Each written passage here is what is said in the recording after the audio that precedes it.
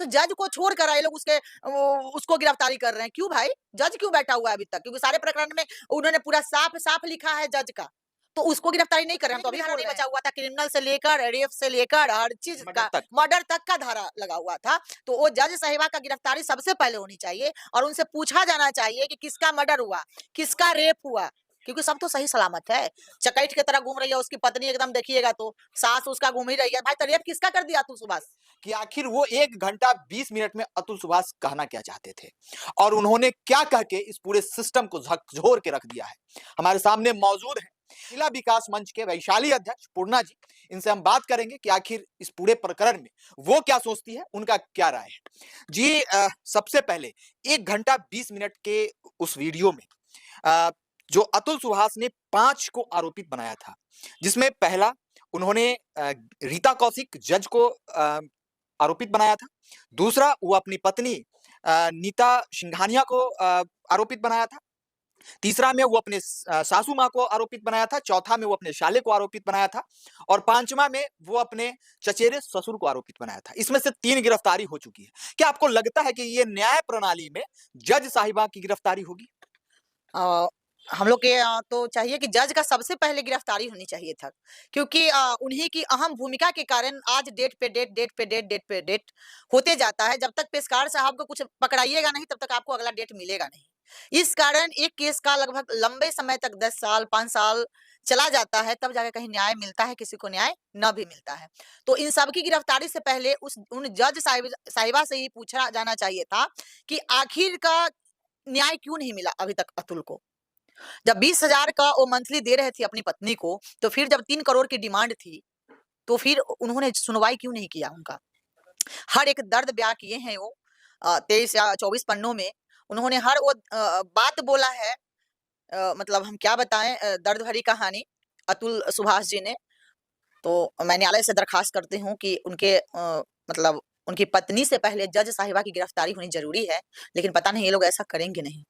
देख लीजिए कहीं न कहीं जो ये सिस्टम है, पूरा जो सिस्टम है, पूरा जो ये है, कोई भी अधिकारी हो या पदाधिकारी हो, वो अपने ऊपर के पदाधिकारियों के सामने रिश्वत लेने की बात नहीं करता है। लेकिन अतुल सुभाष के वो 1 घंटे 20 मिनट के वीडियोज़ में उन्होंने ये साफ तौर पे कहा है कि जज साहब को के सामने ही पेशकार ₹50 से लेके 5,000, 10,000, 50,000 तक वो रिश्वत लेते थे। तो ये कहाँ तक मतलब ये सिस्टम कहाँ तक सही है? आज रिश्वत लेने के ही कारण इतना बड़ा मतलब जो भी है बढ़ावा हो रहा है।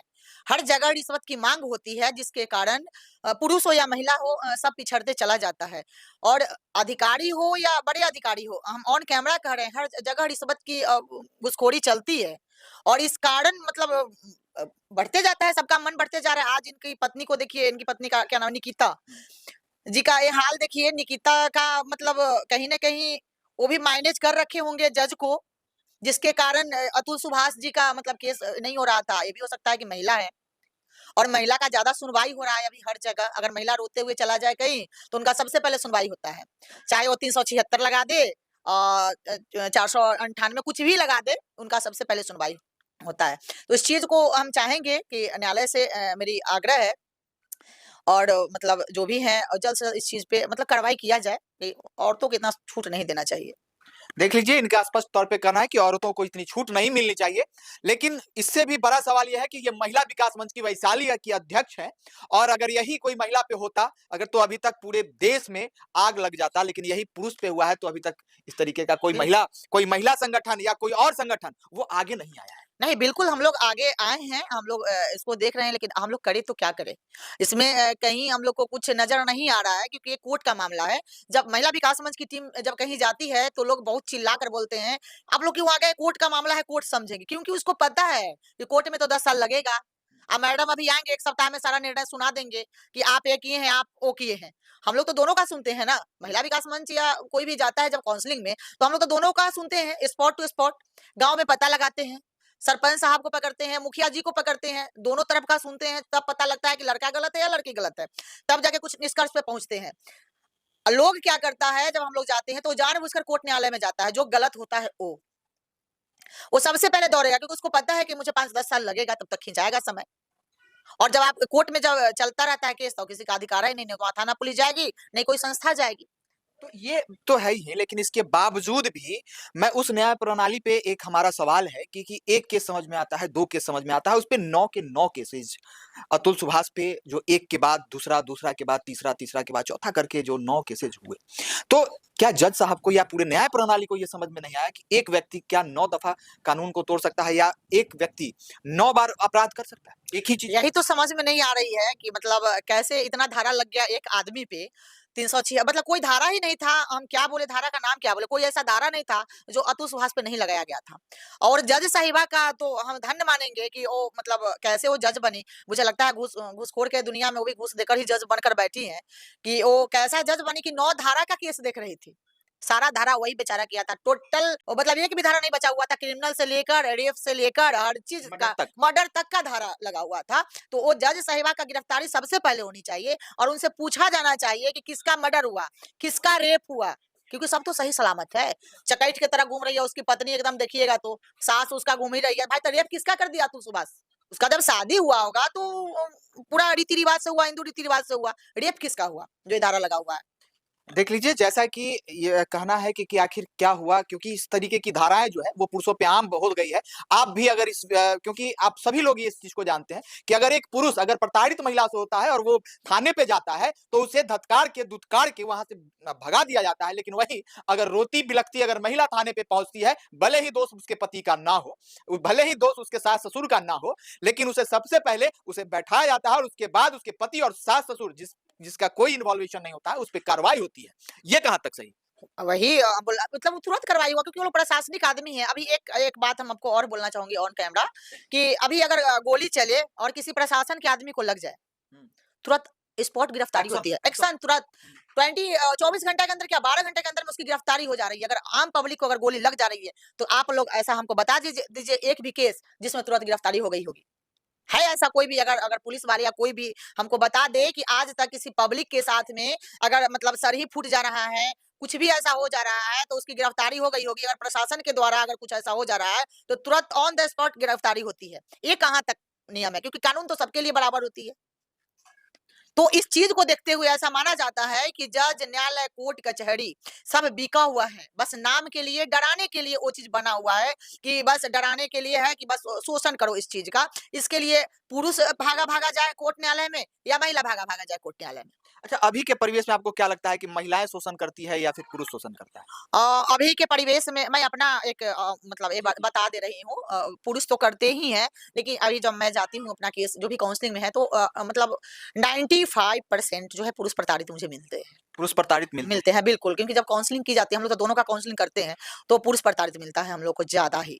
लेकिन पुरुष के लिए कोई न्याय व्यवस्था नहीं नहीं, है, हम कोई लोग न्याय प्रणाली नहीं है, पुरुष के लिए कोई ऐसा कानून नहीं है, पुरुष के लिए कोई ऐसा धाराएँ नहीं है, पुरुष का कहीं कुछ नहीं है और पिसता पुरुष ही है।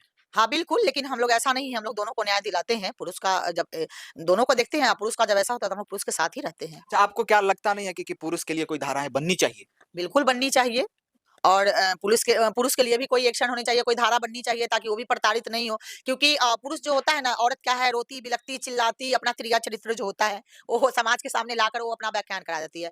पुरुष जो है, वो अंदर ही अंदर घुटता है और वो क्या है कि वो नहीं कहीं बोल पाता है कि मेरे साथ क्या हो रहा है, अंदर ही अंदर वो घुटता है। मतलब सारे पुरुष का नहीं करें क्योंकि कुछ पुरुष हैं इसमें, जो उनके कारण जो सारे पुरुष बदनाम बदनाम हो बदनाम। गए हैं और कुछ महिला हैं जिसके कारण सारे महिला बदनाम हो गए हैं। तो कहीं न कहीं इनके लिए भी कोई मंच होना चाहिए ताकि औरत को भी डर हो। लेकिन अभी क्या जो जनरेशन है उसमें तो हम क्या ही बताएँ। शादी करो, 6 महीना रहो, मेंटेनेंस बनवा लो जाकर और इधर दूसरी तरफ गुलछर्रा मारो। अब यही चल रहा है। अब यही चल रहा है। हाँ, देख लीजिए, ये सबसे बड़ी बात है कि मेंटेनेंस का जो होता है महिलाएँ लोग बेधड़क इसको एक रोज़गार बना लिया है। बेधड़क महिला सब इसको एक रोज़गार बना लिया है। महिला सब रोजगार बना हाँ, तो इस चीज़ को जितना जल्द हो हम तो सरकार से ये करते हैं कि इस चीज़ को खत्म ही कर दिया जाए। ताकि कोई भी पति-पत्नी में अगर हो ऐसा, तो कोई नियम ना लगे ताकि घर बस सके दोनों का। क्योंकि उसको तो है जब जाते हैं धारा लगाएँगे, तिलक दिए कुछ भी डाल दो कुछ भी। लेकिन कहीं न कहीं पुरुष सभी ये हो जाता है। अब बताइए कि एक पुरुष शादी कर लिया वो नपुंसक है। अब हुँ, बताइए उसको शादी करना चाहिए था? अभी हम केस में लगे हुए हैं। हुँ, वो कौन भाव से शादी कर लिया? तो यहाँ तो लड़की पे आ गए। हुँ, बिल्कुल। तो कहीं न कहीं बहुत सारा परसेंट हो जाए पुरुष गलत निकल जाता है। अब उसमें हम लोग दौड़ रहे हैं, लड़का भाग जा रहा है। तो सही बात है, लेकिन अब सवाल ये आता है कि अतुल सुभाष पूरे सिस्टम से लाचार होकर, बिल्कुल। पूरे सिस्टम से ऊब कर तारीख के तारीख को देखकर उसने अपनी जान को दे दिया और जान देने के पहले उसने 1 घंटे 20 मिनट का वीडियो बनाया, 24 पन्नों का नोट तैयार किया और उसके बाद जो है वो अपने गले में जस्टिस फॉर ड्यू ये लिखकर वो अपनी जान को देता है। तो क्या लगता है कि उसे जस्टिस मिलेगा, न्याय मिलेगा? क्योंकि जस्टिस फॉर ड्यू उसने लिखा था, न्याय अभी बाकी है, तो क्या उसे उसे न्याय मिल पाएगा? क्या न्याय मिलेगा उसको? वो तो बेचारा चला गया, क्योंकि जब जो है, तो उसको अगर थोड़ा भी जीने का सहारा अगर नज़र आता कि हम इसके बदौलत, इसके सहारे मैं अपना जीवन यापन कर लूँगा। उसे कहीं न कहीं से लगा कि मुझे 3 करोड़ देना पड़ेगा, तो मैं किडनी बेचूँ या जगह-ज़मीन बेचूँ या क्या बेचकर मैं 3 करोड़ दूँ। कहीं न कहीं कोर्ट का ऑर्डर हो गया होगा कि नहीं, अब तुम्हें 20,000 तो तुम दे ही रहे हो, अब 3 करोड़ रुपया तुमको देना पड़ेगा। वो हर जगह से निराश होकर, बंदा को जब कहीं से कुछ दिखाई नहीं देता, वही व्यक्ति जान दे देता है, आता है कि अब कोई मेरा सहारा नहीं है। रहा न्याय की बात, न्याय अब क्या देगी सरकार उसको? गिरफ्तारी हो गई है, जेल में रहेगा और हो सकता है तो अभी आप मीडियाबाजी कर रहे हैं, अभी पूरा मतलब पूरे भारत भारत में का अभी इश्यू हल्ला है, इश्यू बना हुआ है और 2 महीना बाद जैसे ये ठंडा होगा, चुपके से निकल के चला जाएगा।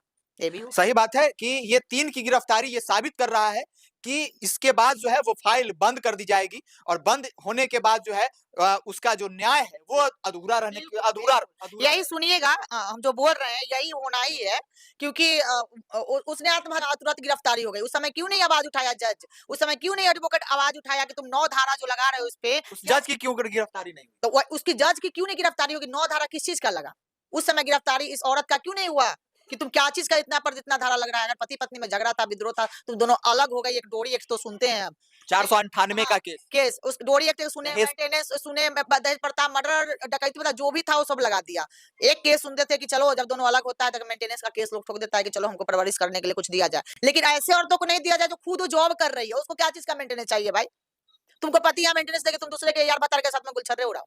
इसके लिए तुमको 20,000 रुपया मिलेगा। 20,000 किस चीज़ का? किस चीज़ का बनवाया कोर्ट? हम भी कोर्ट से जज से पूछना चाह रहे हैं, एक पेट को चलाने के लिए 20,000 रुपया का क्या करती हो? और वो 80,000 तक हो गया था, तो कहीं न कहीं सबसे पहले गिरफ्तारी जज की होनी चाहिए थी। ये मतलब इसके पूरे बाद हम प्रकरण में। पूरे प्रकरण में।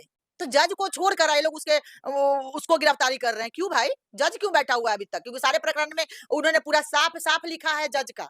तो उसको गिरफ्तारी नहीं कर रहे हैं, हम तो अभी बोल रहे हैं। वो प्रशासनिक चीज़ है, वो सरकारी चीज़ है, वो लोग का भी कुछ नहीं होगा। जो होगा जनता जाएगी पिसाएगी। जो होगी जनता हाँ। पिसाएगी क्योंकि 1 घंटा 20 मिनट के वीडियोज़ को जब आप देखेंगे तो स्पष्ट हो जाएगा कि दोषी कौन-कौन है और गिरफ्तार कौन-कौन है। अभी भी 2 आरोपित प्रशासन के चुंगल से बाहर हैं, लेकिन क्या जज साहब भी भाग गई हैं? अगर जज साहब नहीं भागी हैं, तो क्या वो वीडियो गलत है? या अगर वो वीडियो गलत नहीं है, तो फिर गिरफ्तारी क्यों नहीं हो रही है जज साहब की?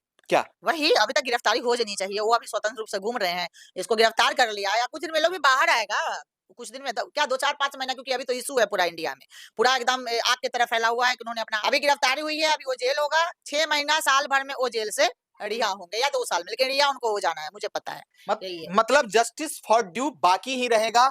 क्या जब जस्टिस फॉर यू बाकी रहेगा तो उनके परिवारजन भी जिन्होंने मैं भी उनसे बातें किया है, हमने बातें किया था उनके पिताजी से, अतुल सुभाष के पिताजी से हमने बातें किया था, उन्होंने स्पष्ट तौर पे कहा था कि अगर हमें न्याय नहीं मिलता है, तो हम उसके अंतिम जो अस्थियाँ होती हैं, उसे उसके कहे अनुसार मैं गटर में डाल दूँगा और यही मैं तमाम अपने बेटा से मैं माफ़ी माँग लूँगा, क्योंकि उन्हें पोते तक को दिखाया नहीं जा रहा है। बिल्कुल, हम तो बार-बार यही कहेंगे कि भाई उसको क्यों पहले जज से पूछा जाए कि 9 धारा लगा, क्यों 9 लगाया? केसेज़ 9 केस धारा मतलब 9 केस केस हुआ ना, धारा लगा ना, अलग-अलग धारा लगा, 9 केस हुआ, यानी कि अलग-अलग धारा लगा और इसकी गिरफ्तारी हो गई है, क्यों नहीं घर जाकर उसका ढा दे रहे हो, जहाँ उसका भाई है, माता-पिता है, सब जाके घर डालो, बुलडोज़र चलाओ उसके घर पे, दोनों का जो बचा हुआ है उसका गिरफ्तारी माँगो, बुलडोज़र चलाओ, क्यों लेट किए हुए भाई? अब क्या चीज़ का छानबीन तुम लोग कर रहे हो? किस चीज़ की छानबीन हो रही है? क्योंकि जामिन उसमें अब तो चला गया, एविडेंस भी दे के पूरा दे कर गया वो टोटल, अब किस चीज़ का? आप लोगों को तो वही चाहिए था, 10 साल, 5 साल का एकदम पूरा खींच लेते हैं। कोई-कोई ऐसा केस आता है ना कि 10 साल शादी का होता है, 11 साल शादी का, 10 साल से केस चल रहा है कोर्ट में। कैसा केस है भाई? ये भी तो केस वैसा ही है क्योंकि 6 महीना के बाद जैसा कि अतुल बता रहा है कि हमारे साथ हमारी पत्नी रही ही नहीं और उसके बाद बच्चा होता है, बच्चा होने के बाद जो है वो केस कर देती है। बच्चा इसलिए केस करती है कि दूसरे का बच्चा होगा, इसको अपना प्रेरणा शुरू कर दिया, अपना दूसरे के साथ रह रही होगी। तो अंततः से पता लगा इस चीज़ का, मैं विनम्र निवेदन करती हूँ सरकार से, जो भी न्यायालय से, इसका अंत तक पता लगाए और सबसे पहले बुलडोज़र चलाए, अगर दुखा गिरफ्तारी नहीं हुआ है, तो बुलडोज़र चलाए। जज साहिबा की मैं फिर आग्रह कर रही हूँ कि जल्द से जल्द गिरफ्तारी होनी चाहिए, क्योंकि अहम भूमिका उन्हीं का है। रोल जो होता है फ़िल्म का, फ़िल्म वही क्योंकि बनाएँगे। 2-2 महिलाएँ लोग 1 महिला से प्रताड़ित होता है, यहाँ पे 2-2 महिलाएँ अतुल को प्रताड़ित की है। सास 2 भी नहीं है ना, 3 3 महिला प्रताड़ित की है और फिल्म के का जो मेन रोल था वो जज साहिबा की थी। मतलब मेन विलन। हाँ, मेन विलन जो था जज साहिबा का, इनका सबसे पहले गिरफ्तारी होनी चाहिए। चलिए अब देखना दिलचस्प होगा क्या कि अतुल और सुभाष की जो है वो जस्टिस मिलता है या नहीं मिलता है, क्योंकि वो तो ऊपर चले गए हैं, लेकिन उनका न्याय जो है वो अभी बाकी है। उनका अभी अस्थियां जो है वो नाले में जाएगा या फिर गंगा जी में प्रवाहित होगा, ये भी देखना दिलचस्प होगा। इसी तरीके की खबरों को अगर यूट्यूब पे अगर देख रहे हैं तो सब्सक्राइब कर लीजिएगा, फेसबुक पे अगर आप देख रहे हैं तो लाइक कर लीजिएगा, इंस्टाग्राम और ट्विटर पे आपकी और हमारी मुलाकात जो है वो तो हो ही जाती है। तब तक के लिए बने रहे। जय हिंद, जय बिहार।